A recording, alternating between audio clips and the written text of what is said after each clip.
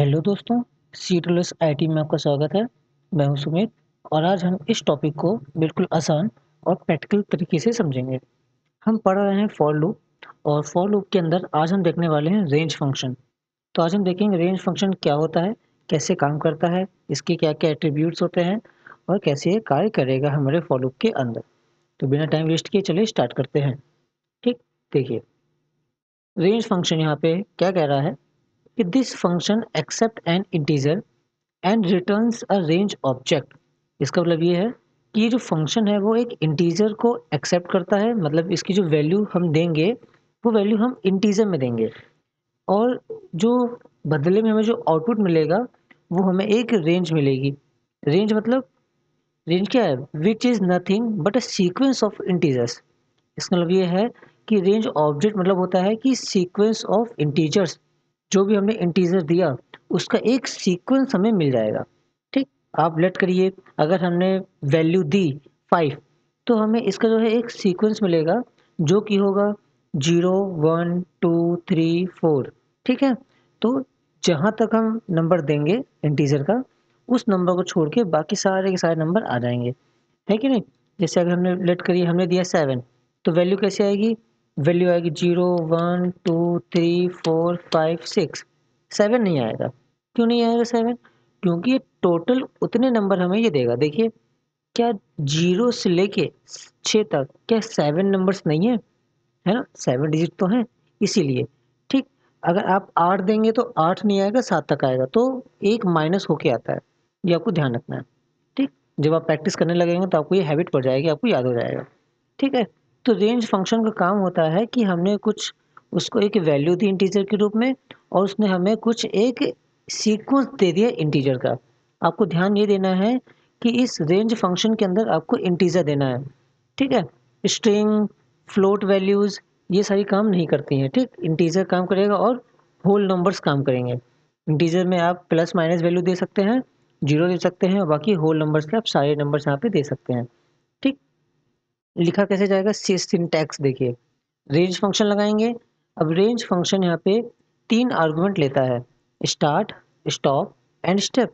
Start मतलब कि sequence कहाँ से स्टार्ट करनी है, स्टॉप मतलब कहाँ तक लेके जानी है, स्टेप और कितने की गैपिंग बीच में रहेगी। देखिए स्टार्ट यहाँ पे क्या बता रहा है, it is a starting number of sequence, कि किसी भी सीक्वेंस का एक स्टार्टिंग नंबर होता है कि सीक्वेंस जो स्टार्ट होगा हमारा वो कहाँ से स्टार्ट होगा, 0 से स्टार्ट होगा या फिर 1 से स्टार्ट होगा। ठीक, अगर हम स्टार्ट को नहीं डिफाइन करते हैं तो इसकी बाय डिफ़ॉल्ट वैल्यू 0 होती है। अगर हमने स्टार्ट की वैल्यू यहाँ पे नहीं दी तो बाय डिफ़ॉल्ट वो ऑटोमेटिकली 0 हो जाएगा। तो बाय डिफ़ॉल्ट वैल्यू इसकी है कितनी, 0। ठीक, फिर देखिए स्टॉप। स्टॉप क्या बोल रहा है, स्टॉपिंग वैल्यू और सीक्वेंस, जो हमारे सीक्वेंस को क्या करेगा, ये स्टॉप करेगा। And it does not include this number, मतलब कि जो भी वैल्यू हमने वहाँ पे दी होगी उस वैल्यू को छोड़ के उसके पहले के सारे नंबर्स आ जाएंगे। जैसे हमने भी आपको बताया ना कि अगर आपने दिया 7 तो 7 से पहले जितने भी नंबर होंगे 6 तक वो सब आ जाएगा। ठीक, और स्टेप क्या होता है, स्टेप होता है डिफरेंस बिटवीन ईच नंबर। ठीक है ना, जो भी हमारे पास नंबर्स आ रहे हैं उनके बीच का जो डिफरेंस है वो होता है स्टेप, जो कि अगर आपने स्टेप नहीं डिफाइन किया तो बाय डिफ़ॉल्ट ये हो जाएगा 1। ठीक, अब ये देखिए, अगर आप इस सीक्वेंस में 0 से लेके 6 के सीक्वेंस में अगर आप यहाँ पे नोटिस करेंगे तो जो प्रत्येक नंबर के बीच में जो डिफरेंस है वो कितने का है, वो 1 का है। 1 का है ना। इसी प्रकार से अगर हमने यहाँ पे नंबर लिया, देखिए 2 4 6 8 10, तो हर एक वैल्यू के बीच में डिफरेंस कितने का है, हर एक वैल्यू में 2 का डिफरेंस है ना। तो इसको हम लोग बोलते हैं स्टेप बोलते हैं। ठीक, तो इसका थोड़ा सा प्रैक्टिकल देख लेते हैं, प्रोग्राम समझ लेते हैं ताकि चीज़ें और अच्छे से आपको क्लियर हो जाए। ठीक है, तो देखते हैं रेंज फंक्शन। रेंज फंक्शन सबसे पहले लोग देखते हैं, सिंपल से स्टार्ट करेंगे, यूजिंग ओनली वन आर्गुमेंट। एक आर्गुमेंट का यूज करके जो है हम लोग पहले रेंज फंक्शन को समझते हैं कि रेंज फंक्शन कैसे काम करता है। ठीक, यूजिंग ओनली वन आर्गुमेंट, एक फंक्शन का यूज करते हुए। देखिए, तो सबसे पहले हमें क्या करना है, एक हम लोग यहाँ पे एक हिंट के लिए मैसेज यहाँ पे डाल देते हैं। ठीक है, लेट करिए हमने यहाँ पे प्रिंट कर दिया। प्रिंट कर देंगे मैसेज, कोई भी मैसेज आप प्रिंट कर सकते हैं। जैसे हमने यहीं पे डाल दिया using one argument in range, हमारे पास एज ए ये हेडिंग हो गई। आप ऐसे मान सकते हैं कि एज ए हेडिंग है। ठीक है, अब यहाँ पे क्या करेंगे, क्योंकि रेंज फंक्शन कहाँ पे लगाते हैं, रेंज फंक्शन फॉर लूप के अंदर लगा जाता है ना। तो यहाँ पे यूज करेंगे फॉर एक वेरिएबल जो हमने आपको बताया, जैसे ए बी सी डी कुछ भी ले सकते हैं। तो हमने यहाँ पे लिया आई, फॉर आई इन, है ना, रेंज। रेंज हम यहाँ पे देंगे एक, क्योंकि एक वैल्यू यूज कर रहे हैं तो लेट करिए हमने यहाँ पे दिया 7। ठीक, अब देखिए इसका क्या मतलब हुआ कि रेंज 7 तक, 7 7 तक, है ना, 7 नहीं आएगा, 7 तक में मतलब 7 से पहले, मतलब कि 6 को इंक्लूड करके। 7 यहाँ पे इंक्लूड नहीं होगा, 7 यहाँ पे एक्सक्लूड रहेगा। लिख देते हैं यहाँ पे, ठीक है, कि 7 won't be include, 7 won't be included.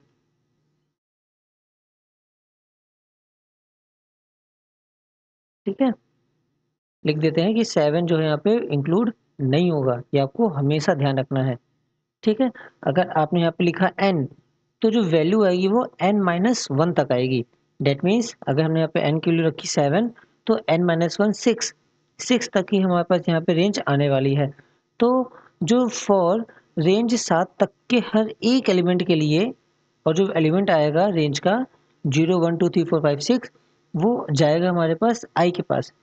तो हम लोग यहाँ पे i को ही यहाँ पे प्रिंट करेंगे। तो हमने यहाँ पे किया प्रिंट आई। ठीक, प्रोग्राम को सेव करेंगे कंट्रोल एस करके और इसको F5 से रन करेंगे। तो ये देखिए हमारे पास एक हेडिंग आ गई using only one argument in range function, और ये हमारे पास वैल्यूज आ गई रेंज की कि 0 से स्टार्ट होगा। क्यों, क्योंकि बाय डिफॉल्ट वैल्यू स्टार्ट की कितनी है, 0 है। और ये कहाँ तक लेके गया, 6 तक लेके गया, है ना, क्योंकि 7 हमने डाला था तो 7 इंक्लूड नहीं होगा। 7 से पहले जितने भी वैल्यूज आ जाएंगी वो सभी को ले लेगा ये। ठीक है, अब देखिए, या अब प्रिंट फंक्शन के अंदर एक एट्रीब्यूट होता है जिसका नाम है एंड। इसको आप ऐसे लिखेंगे एंड। ठीक है, तो एंड क्या करेगा, ये जो हमारा output as a column wise में आ रहा है उसको ये एज ए रो वाइज में कन्वर्ट कर देगा। मतलब ये जो डेटा भी हमारे पास ऐसे वर्टिकली आ रहा है परपेंडिकुलर, इसको वो एज ए हॉरिजॉन्टली में कन्वर्ट कर देगा। ठीक है, तो देखिए सेव करिए और रन करिए। ये देखिए एंड पे क्या हुआ कि डेटा हमारा इस बार रो शेप में आ गया, रो वाइज में आ गया। ठीक, और क्योंकि हम लोगों ने एंड के अंदर स्पेस दिया था, तो हर एक वैल्यू के बीच में यहाँ पे क्या आया है, स्पेस आया है। ठीक, अब यहाँ पे ध्यान से नोटिस करिए कि यहाँ पे एक स्पेस दिया गया है। अब मान लीजिए हमने यहाँ पे दिया कॉमा, तो हर एक वैल्यू के बीच में यहाँ पे कॉमा आ जाएगा। देखिए कॉमा आ गया ना, जो अब वहाँ पे देंगे वो हर एक आइटरेशन के साथ यहाँ पे प्रिंट हो जाएगा। आपने दिया एट द रेट, तो हर एक वैल्यू के बाद एट द रेट आ जाएगा। देखिए आ रहा है ना, काम कर रहा है। ठीक, समझ में आया कि रेंज कैसे काम कर रहा है सिंगल वैल्यू के साथ, और एंड फंक्शन जो हम लोग एंड मेथड यहाँ पे यूज कर रहे हैं, जो एट्रीब्यूट यूज कर रहे हैं, वो कैसे यहाँ पे काम कर रहा है। ठीक, क्लियर है आपको, कोई डाउट नहीं है? अगर कोई डाउट है तो फिर आप कमेंट में पूछ सकते हैं। ठीक, ये हो गया हमारा एक आर्गुमेंट का यूज करके। ठीक है, अगर हमें यही काम अब करना है दो आर्गुमेंट का यूज करके, तो कैसे करेंगे, है ना। तो यूजिंग ओनली, या फिर यूजिंग ओनली क्या है, तो दो होगा, using two argument in range function. अब इस रेंज फंक्शन के अंदर हम लोग जो है दो आर्गुमेंट का यूज करेंगे। ठीक है, तो सेम एक मैसेज यहाँ पे हम लोग डालते हैं। तो लेट करिए हमने यहाँ पे एक मैसेज डाल दिया प्रिंट। ठीक, तो यहाँ पे 1 की जगह क्या कर देंगे, 1 की जगह यहाँ पे कर देंगे 2, using two argument in range function. ठीक है, हमने लगाया यहाँ पे for i in range, range function लिए। ठीक, अब इस रेंज फंक्शन के अंदर हमें दो आर्गुमेंट देने हैं। ठीक है, लेट करिए स्टार्टिंग वैल्यू हमने यहाँ पे सेट करी 10, और स्टॉप वैल्यू हमने यहाँ पे सेट करी 20। ठीक, तो जो रेंज जो हमारी जो बनी है वो 10 से लेके 19 तक की रेंज बनी है। ठीक है, जहाँ से 10 से स्टार्ट होगा और 19 तक आएगा, 20 नहीं आएगा। ठीक है, तो यहाँ पे ये मैसेज हम फिर से डाल दे रहे हैं कि 20 विल नॉट बी इंक्लूडेड, ताकि आपको ये बार बार याद हो जाए। जितनी बार आप देखेंगे उतनी बार आपको चीज़ें याद आ जाएंगी कि जो वैल्यू वहाँ पे लिखी जाती है स्टॉप में, वो वैल्यू इंक्लूड नहीं होती। ठीक, अब देखिए, फिर यहाँ पे आप करिए प्रिंट। प्रिंट प्रिंट यहाँ पे क्या कर दें, आई प्रिंट कर दें, आई कॉमा एंड कॉमा। ठीक, प्रोग्राम को आप सेव करिए और फिर आउटपुट देखिए आप। ठीक, देखिए, using two argument in range function, और 10 से स्टार्ट हुई है वैल्यू, सीक्वेंस हमारे पास 19 तक आई है। ठीक, अब आप यहाँ पे सोच रहे होंगे कि यहाँ पे लाइन ब्रेक क्यों नहीं हुआ। ठीक है, तो लाइन ब्रेक कर देते हैं यहाँ पे। अच्छा, लाइन ब्रेक करने के लिए हम लोग यहाँ पे क्या यूज करेंगे, बैकवर्ड स्लैश लगाएंगे और एन लगाएंगे। बैकवर्ड स्लैश इसको बोलते हैं स्केप सीक्वेंस। ठीक है, बैकवर्ड स्लैश और एन का मतलब होता है कि न्यू लाइन लेने के लिए। ठीक, सेव करिए, प्रोग्राम को रन करिए, देखिए न्यू लाइन आ जाएगी, आ गई ना। अब अगर आपको एक लाइन और नीचे चाहिए तो यहाँ पे फिर से आप यूज करिए इसको, बैकवर्ड स्लैश एन, तो हमारे पास वो एक लाइन और नीचे हो जाएगा, देखिए, है ना, एक लाइन और नीचे यहाँ पे वो हो गया। ठीक, क्लियर है आपको, इसको भी आप नोट डाउन कर लीजिए। अब ये बात हो गई हमारे पास टू आर्गुमेंट की, लेकिन अगर हम तीनों आर्गुमेंट यहाँ पे देना चाहें तो फिर वो कैसे काम करेगा, वो भी देख लेते हैं, है ना। तो using three argument in range function. ठीक, यहाँ पे मैं एक हेडिंग यहाँ पे प्रिंट करेंगे, हमने यहाँ पे लिया heading using three argument in range function. ठीक, सेम काम रहेगा, एक फॉर लूप लगाएंगे फॉर आई इन रेंज, हमने यहाँ पे दिया रेंज, तीन आर्गुमेंट देंगे, तो लेट करिए हमने यहाँ पे दिया 1, एक से स्टार्ट करेंगे लेके जाएंगे 100 तक, तो यहाँ पे 100 नहीं आएगा, क्या आएगा 99 तक आएगा, और यहाँ पे हमने लिखा 1। ठीक, तो स्टार्ट वैल्यू 1 है, स्टॉप वैल्यू 1 है और स्टेप वैल्यू भी 1 है, तीनों आर्गुमेंट की वैल्यू यहाँ पे 1 दी गई है। ठीक, फिर यहाँ पे क्या करेंगे, मैसेज लगाएंगे, प्रिंट। प्रिंट हमने किया आई कॉमा एंड और इसके अंदर एक कॉमा। ठीक, अब इसको आप सेव करिए प्रोग्राम को और F5 से रन करिए, देखिए, ये देखिए, using three argument in range function, जो हमारी जो सीक्वेंस आई है वो 1 से स्टार्ट हुई है और 99 तक आई है। अगर हमें यहाँ पे लास्ट वैल्यू भी चाहिए तो हम यहाँ पे क्या कर सकते हैं, यहाँ पे हम एक ऐड कर लेते हैं, तो 100 की जगह पे 101 ले लेते हैं। ठीक है, जब हमने यहाँ पे 101 ले लिया तो आउटपुट में 100 इंक्लूड हो जाएगा। आप प्रोग्राम को सेव करिए और चलाइए, F5 करेंगे, प्रोग्राम हमारे यहाँ पे चल जाएगा। देखिए 100 भी इंक्लूड हो गया ना 1 के साथ साथ। ठीक, समझ में आया, तो ये है हमारे प्रोग्राम्स रेंज फंक्शन के, बहुत ही बेसिक प्रोग्राम्स हैं। ठीक, अभी तो और पिक्चर भी तो बाकी है। ठीक है, तो अब देखिए, इसका आप लोग एक बार स्क्रीनशॉट ले लीजिए, फिर हम आपको आगे कराएं। ले लिया, चलिए आगे बढ़ते हैं। प्रैक्टिस जरूर करिएगा, जब तक प्रैक्टिस नहीं करेंगे आप प्रॉपर सीख नहीं पाएंगे। प्रैक्टिस करेंगे बहुत अच्छे से आप सीखेंगे, फिर आपको पाइथन बहुत इजी लगेगी, बहुत ज़्यादा इजी लगेगी। ठीक है, अब एक क्वेश्चंस लेते हैं। ठीक है, और क्वेश्चन को यहाँ पे हम लोग सॉल्व करने की कोशिश करते हैं। ठीक, क्वेश्चन क्या दे रहा है, हैशटैग लगाएंगे, यहाँ पे लिखेंगे क्वेश्चन। ठीक, क्वेश्चन दे रहा है कि program to find the series of even numbers, even numbers. ठीक है, इवन नंबर की यहाँ पे सीरीज फाइंड करेंगे, जो कि होगा, लेट करिए, 10 से लेकर 60 तक। ठीक है, 10 से लेकर 60 तक की हमें सारी की सारी इवन नंबर की सीरीज चाहिए। ठीक, सारी की सारी इवन नंबर की सीरीज हमें चाहिए, तो अब इस सीरीज को कैसे कंप्लीट किया जाए। ठीक है, अब क्या कर सकते हैं यहाँ पे, देखिए, यहाँ पे क्या करेंगे, यहाँ पे लगाएंगे for loop for i in range. ठीक, हमने यहाँ पे रेंज फंक्शन यूज किया हुआ है।